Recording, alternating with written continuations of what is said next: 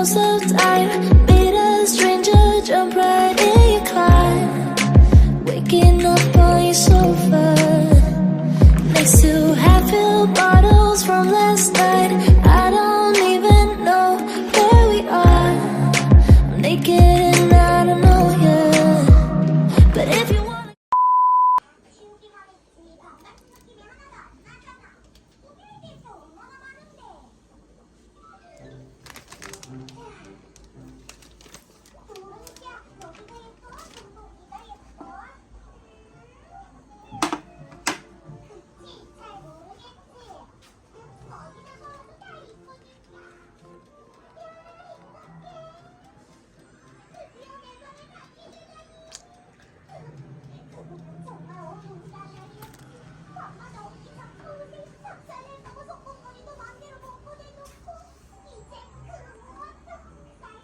A few moments later.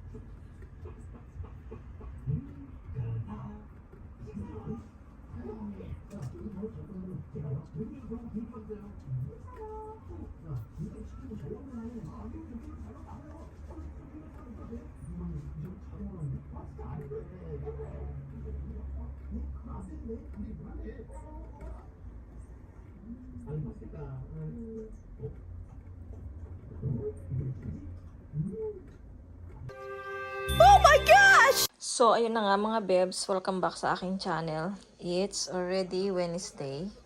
So, Valentine's Day. Happy Valentine's mga bebs. Pasensya na kayo. So, ayan, meron tayong mga binake na bread. Banana bread. Ayan. So, nabuksan yung isa. Hindi ko siya nasara. So, ayan mga bebs. Kay Merlin. Tapos kay Annie. Kasi nga, ito si Annie ay matagal ko na ring friend. So, ngayon may sakit kasi siya. So, napag-isipan kong mag-bake ng banana bread para bigyan sila, patikimin sila sa aking banana bread. Mga bebs, kasi naalala nyo yung saging na isang piling na madami. So, nagkakaganito na siya. Sayang siya mga bebs. So, kami din nag-bake na rin ako nung kahapon ng banana bread para sa aming baon ni Mr. Ayan. Ayun mga bebs, mamaya daw mga 7:30 kukunin nila Merlin tong bigay ko. Tsaka kasi si ate, nung nag-post si ate ko ng yung burong kanin, kung alam nyo yun mga bebs, sa Kapampangan, buro. Nagluto kasi si ate, tas nag-post siya sa Facebook. So, ayun, pinagdala niya ako. Tas yung si Annie, ito si Annie, gusto niya daw matikman. So, ayun na nga, nagdala siya ng marami si ate ko. So, kukunin din nung ate niya mamaya itong banana bread at saka yung buro na gustong matikman ni Annie. Kaya ayun mga bebs. So, ito mga bebs, kahapon ba nag-vlog ako? Kahapon, hindi yata ako nag-vlog So, ayan mga bebs, bagong ligo tayo. Kasi nga sobrang masakit yung ulo ko, so kailangan ko siyang iligo. So, nawala na yung sakit ng ulo ko mga bebs. Kaya ayan, pati mga bata, pinaliguan ko rin. And then, si Sonic pala ay nilinis ko na naman siya. Kasi nga, ang dami niya ng dumi. Tsaka, ayoko kasi yung nangangamoy siya. So, ayun. Gusto ko sana siyang paliguan. Kaya lang, siguro tomorrow na lang. Tsaka, umuulan kasi ngayon. Pero, ayan, umaraw na ngayon. So, ayan, yung sapin niya na pinapasok, yung kung saan siya pumapasok, tinapon ko na kasi amoy ihi niya na. So, tinapon ko na. Binalik ko na yung dating bahay niya mga bebs. Kasi ngayon, mga bebs, yung weather natin ay hindi na siya malamig. Ano siya, parang nagbabadya na ang spring. So, parating na yung spring, mga bebs. Tapos, ang aking palatandaan, mga bebs, kapag parating na yung spring, yung namin doon, yung dulo doon, yung sakayan ng bus stop, namumulaklak na siya. So, ayun nga, ngayon, namumulaklak na talaga siya, mga bebs. May bulaklak na. So, may spring na. So, darating na yung spring. Ipakita ko sa inyo, mga bebs. Isi-zoom ko na lang siya. So, ayan yung palatandaan ko, mga bebs, kapag malapit ng mag-spring. So, ayan, mga bebs. Kung nakikita nyo yung white na yan, asan na ba yung daan? Ayun, ayan, yung white na yan, mga bebs. Ano na yan? Namumulaklak na yung puno, mga bebs. So, ayan, mag-spring na. Nakabukas na tong ating veranda kasi hindi na siya malamig. Pero paggabi, mga bebs, malamig. Pero mga ganito, hindi. Tapos, alam nyo ba, kasi pagka winter na, alas 5 pa lang, na, gabi na. So, parang mga alas 9 na ng gabi. Pero ngayon, mga bebs, ngayon alas 6, wala pa namang alas 6. Ayun, pag alas 6 na, mga bebs, ganito pa rin, ganito na. So, ayun, malapit na yung spring, mga bebs. Kaya lang, magkakasakit na naman tayo. Alam niyo naman yung allergy ko, mga bebs, kapag spring. Yung bulaklak ng, ito, yung pine tree. Kung alam niyo yung pine tree, yan yung pine tree, yung bulaklak niya, yung kanyang flower ba yun? Ano ba yung powder? Ayun yung powder niya, mga bebs. Siyempre mahangin, lumilipad kung saan saan. Ayan, so yun, nagkakaroon ako ng allergy, mga bebs, sa spring. Pati si ate ko, si ate Karen. Tapos marami dito, mga bebs, marami ding mga natatamaan ng yung allergy, pero merong iba na malalakas yung resistensya, hindi sila natatamaan ng allergy. Si Mr., hindi sila natatamaan ng mga anak ko, hindi, ako lang talaga, at saka yung ate ko. Yung masakit, yung makati yung ilong mo, tapos makati yung mga mata mo, tapos yung atching-atching, iyon, mga bebs, yung allergy ko kapag spring. Yun lang yung ayaw ko kapag spring, mga bebs. So, ayun. Mga bebs, ayan, malinis na si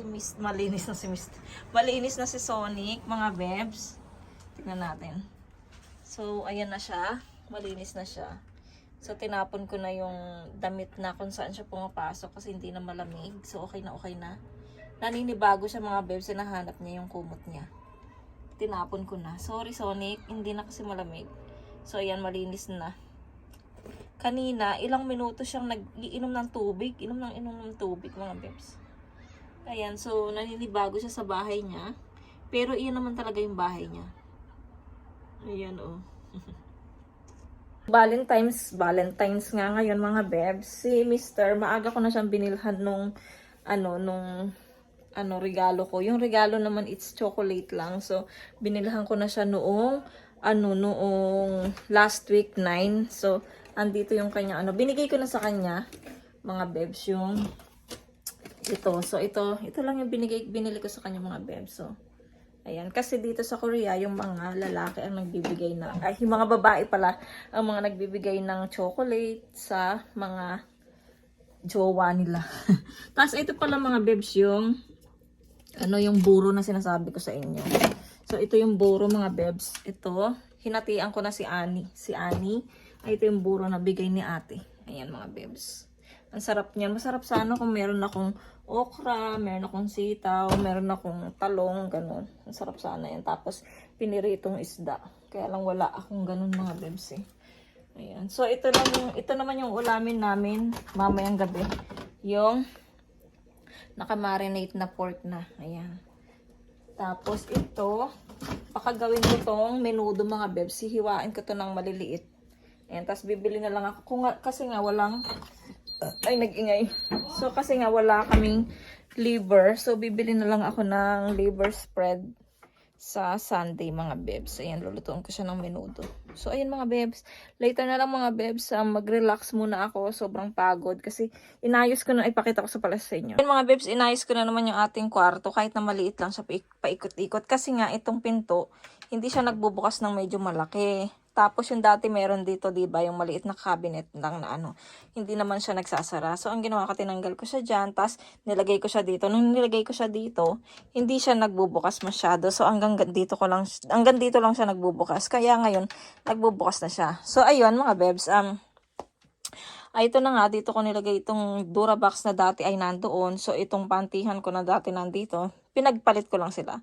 Tapos, itong maliit nga na cabinet na to na dati na nandoon sa likod ng ano, nilagay ko na lang siya dyan. Ayan, tapos syempre, hindi pwedeng mawalan tayo ng halaman sa kwarto. Ayan, dapat may halaman sa kwarto mga bebs. Ayan. So, at least mga bebs, nasasara ko na to. Pag natutulog kami nila mister, nasasara ko na yan. So, ayan, nagpalit din ako ng bedsheet mga bebs. Ayan. Pang summer. Pang summer na talaga. Tapos pala, i-update ko kayo sa cabinet na pinagawa ko doon sa kaibigan nila ate. So, ay ito mga bebs, yung cabinet. So, syempre nilagyan natin ng ano dyan, ng tawag nito, ng pang display. Tapos para sa mga bata lang to mga bebs, yung cabinet, ayan. Para magkasama silang magkuya. Tapos ito kay Yechan, mga bebs, ayan, kay Yechan yung sa taas. Kay Yeram, tapos magkasama din sila ng kuya niya dito sa baba na short. Tapos sa ilalim naman mga bebs, ayan, may lalagyan sila ng panty at saka mga socks, ayan mga bebs. So ayan mga bebs, I'm so happy sa cabinet na pinagawa na libre mga bebs. Maraming salamat, shout out pala sa mga friends nila. Ate ko dyan sa Jiliang Kyongsan. Maraming salamat sa cabinet na ginawa nyo para sa akin. Thank you so much. Pati ako napagawa nyo ng cabinet. Thank you. Shout out and ingat kayo dyan sa inyong work. Hello mga bebs. Ayan, nag-order pala ako may in-order pala ako sa ating kupang. So, syempre, bago tayo mag-order, paalam muna ulit kay mister. So, ayan, na-order namin to kahapon. Kagabi. So, kailangan kasi namin to. Ayan. So, kailangan na siyang palitan. Kaya nag-order na ako ng panibago, mga bebs. Sinabi ko to kay mister. At, okay na okay sa kanya. At maganda talaga, nagsasabi ka muna sa asawa mo bago ka mag-order. Diba? At saka, kailangan to sa bahay, mga bebs. Sana ito yon. Ay, naku. Ang liit pala niya. Baka ipapabalik to ni mister. Maliit siya, mga bebs. Kaya pala napakamura. Ay, ito siya, mga bebs. Kawali. Ang liit-liit niya, mga bebs. Paano tayo magprito dito? Ng isda. Ayun siya, mga bebs. Ang liit.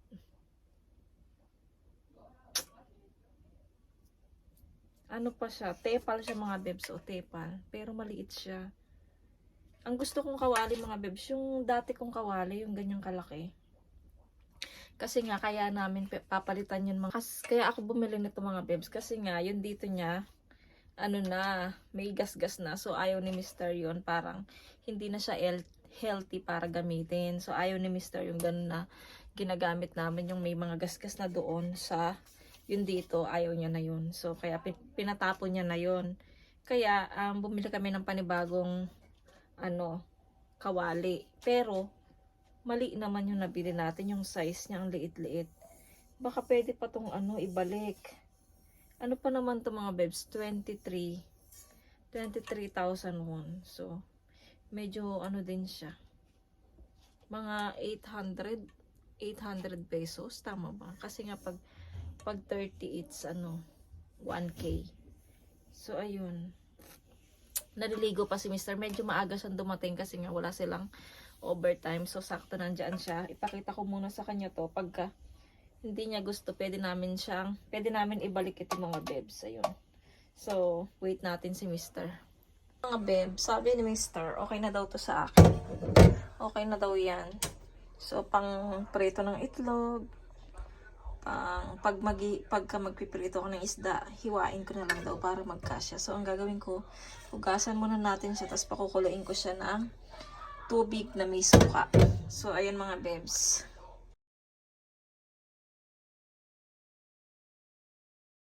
The next day.